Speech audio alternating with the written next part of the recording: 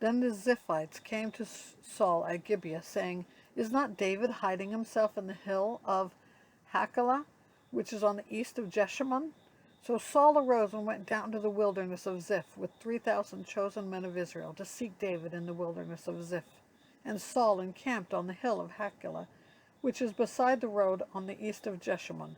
But David remained in the wilderness. When he saw that Saul came after him into the wilderness, David sent out spies and learned that Saul had indeed come. Then David rose and came to the place where Saul had encamped, and David saw the place where Saul lay, with Abner the son of Ner, the commander of his army. Saul was lying with the encampment while the army was encamped around him. Then David said to Ahimelech the Hittite, and to Joab's brother Abishai the son of Zeruiah, Who will go down with me into the camp of Saul? And Abishai said, I will go down with you. So David and Abishai went to the army by night, and there lay Saul sleeping with the encampment, with his spear stuck in the ground at his head, and Abner and the army lay around him. Then Abishai said to David, God has given your enemy into your hand this day. Now please let me pin him to the earth with one stroke of the spear, and I will not strike him twice. But David said to Abishai, Do not destroy him, for who can put out his hand against the Lord's anointed and be guiltless? And David said, As the Lord lives, the Lord will strike him, or his day will come to die, and he will go down into battle and perish. The Lord forbid that I should put out my hand against the Lord's anointed. But take now the spear that is at his head and the jar of water, and let us go. So David took the spear and the jar of water from Saul's head, and they went away.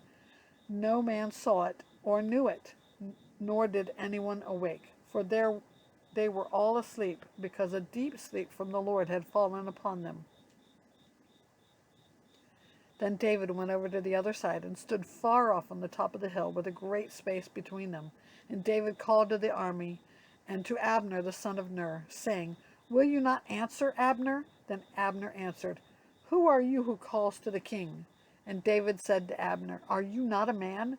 Who is like you in Israel? Why then have you not kept watch over your lord the king? For one of the people came in to destroy the king your lord. This thing that you have done is not good. As the Lord lives, you deserve to die, because you have not kept watch over your lord, the Lord's anointed.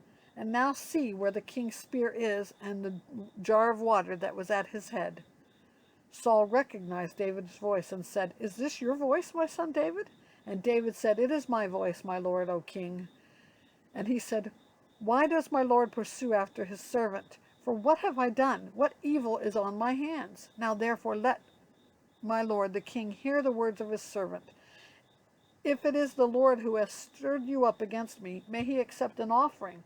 But if it is men, may they be cursed before the Lord. For they have driven me out this day, that I should have no share in the heritage of the Lord, saying, Go, serve other gods.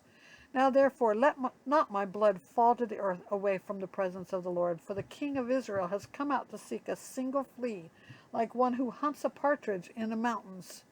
Then Saul said, I have sinned. Return, my son David, for I will no more do you harm. Because my life was precious in your eyes this day, behold, I've acted foolishly, and have made a great mistake. And David answered and said, Here is the spear, O king. Let one of the young men come over and take it. The Lord rewards every man for his righteousness and his faithfulness. For the Lord gave you into my hand today, and I would not put out my hand against the Lord's anointed.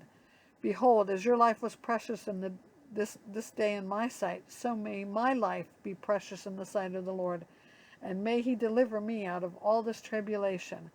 Then Saul said to David, Blessed be you, my son David. You will do many things and will succeed in them. So David went his way, and Saul returned to his place.